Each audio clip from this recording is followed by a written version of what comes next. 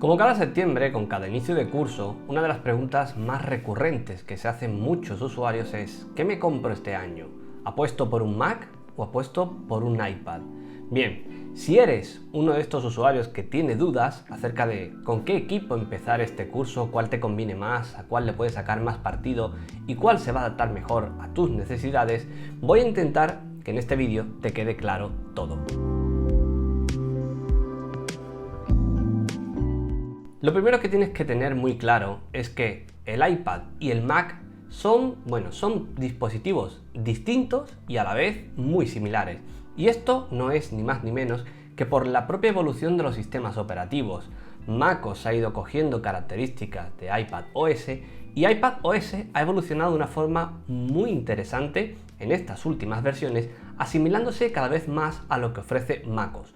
Lógicamente hay diferencias en cómo se realizan las cosas, pero de partida te podría decir que prácticamente igual que uno se puede comportar como el iPad, el otro se puede comportar como el Mac. Pero bueno, ¿cómo empezamos a elegir, a valorar qué dispositivo nos conviene más o menos?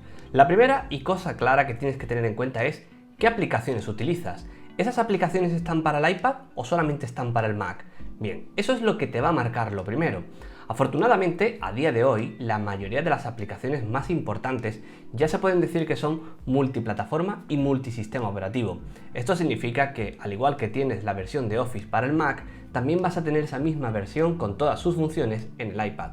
Por lo que aplicaciones como Office, editores de vídeo, editores de fotos y muchas más aplicaciones del estilo que puedas utilizar durante el curso y que te sean muy necesarias y prácticamente imprescindibles, van a estar en su mayoría en ambas plataformas. Por lo que en el supuesto de que las aplicaciones que tú necesitas estén tanto en el Mac como en el iPad, el siguiente paso para plantearte qué dispositivo te compensa más o cuál es más interesante para ti en el día a día es la forma en la que se comportan cada una de esas aplicaciones, o mejor dicho, cómo sería tu flujo de trabajo. MacOS te ofrece un sistema operativo que ya es de sobra conocido por todos, un sistema donde prácticamente nos basamos en el uso de ventanas para las diferentes aplicaciones y que a su vez pueden abrir otras subventanas, por así decirlo, con más de información, con más datos, con por ejemplo 2 ventanas de Safari, 2 hojas de cálculo, en definitiva. Una forma de trabajar un poquito más pensado hacia la multitarea, por así decirlo, con esa capacidad de, por ejemplo, arrastrar un archivo desde una aplicación a otra o desde el Finder a una de esas aplicaciones. En el iPad, sin embargo, aunque existe la multitarea, aunque tenemos el modo de pantalla dividida, tenemos el modo de pantalla sobre la aplicación principal con la que estamos trabajando y demás, y esto permite ese trabajo con 2 o 3 aplicaciones inclusive, sí que es cierto que no está pensado como tal para la multitarea.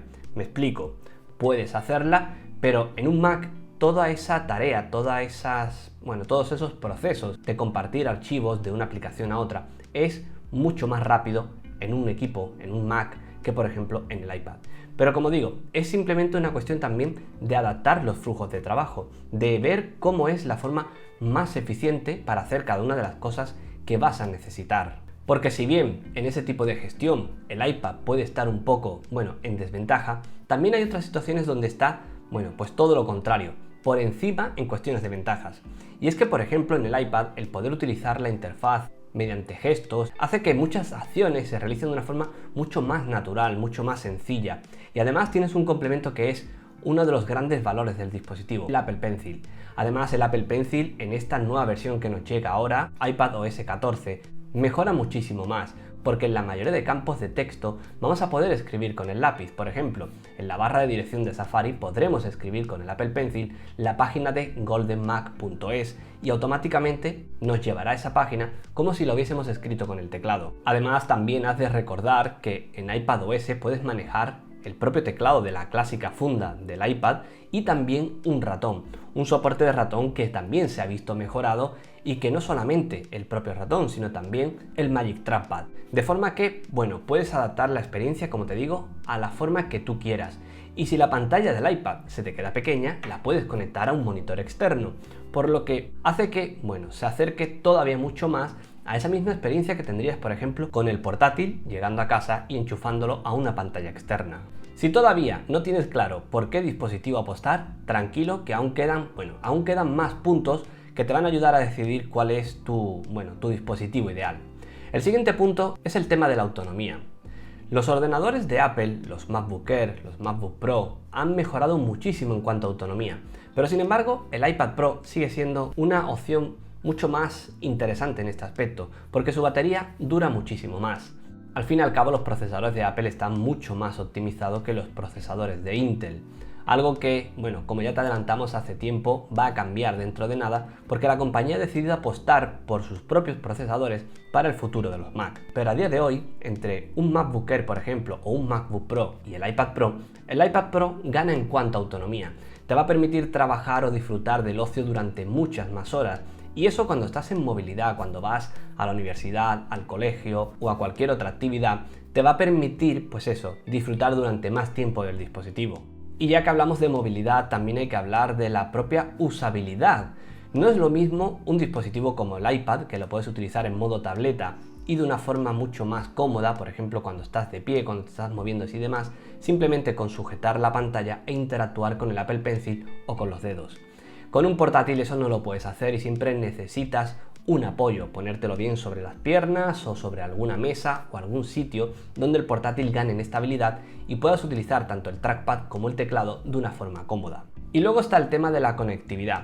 Aquí podría decirte que, prácticamente los dispositivos empatan, porque a día de hoy todos utilizan puertos USB tipo C.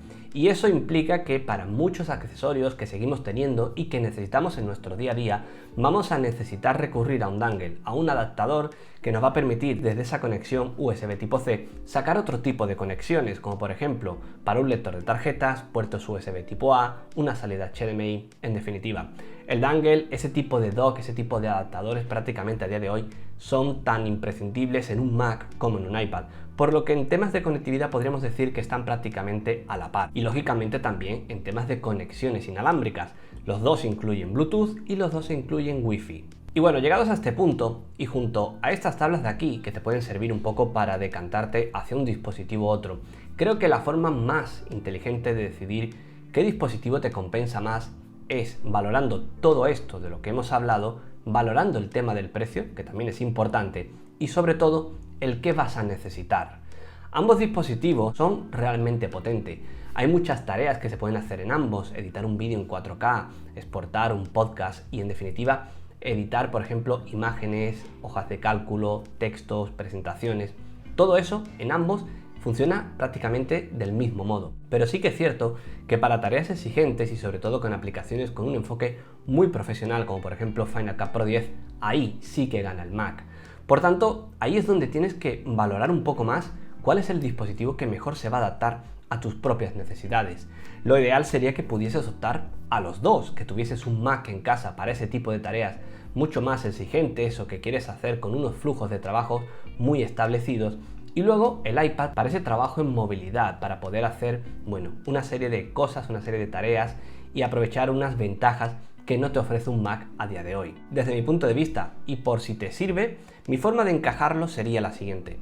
Para todo lo que sería tema ofimático, edición de fotografías, consulta de redes sociales, toma de apuntes, para todo eso, el iPad Pro me parece que es el dispositivo ideal.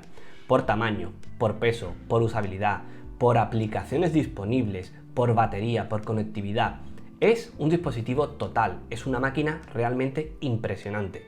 Pero si lo que quieres es hacer algún tipo de actividad mucho más, por así decirlo, compleja, o principalmente la edición de vídeo, entonces sí que considero que el trabajo en un Mac es mucho más fluido. Porque Final Cut Pro 10, por ejemplo, funciona de maravilla en un Mac. Y porque trabajar con un gestor de archivos como Finder, cuando tienes que manejar un volumen importante de archivos y documentos, una forma mucho más sencilla. A mí personalmente me parece que es una forma mucho más óptima de hacer todo este tipo de cosas. Pero lo que tengo claro es que prácticamente apuestes por el dispositivo que apuestes, creo que no te vas a equivocar. Ambas opciones cada vez están convergiendo más y cada vez se parecen mucho más. Con estas nuevas versiones del sistema operativo que nos llegan, con iPadOS 14 y con macOS Big Sur, ya te adelanto de que muchas aplicaciones se van a comportar de forma idéntica. Y cuando se complete toda esa transición a los procesadores de Apple Silicon, la diferencia todavía será aún menor. Así que espero que te haya resultado útil y que tengas claro qué elegir.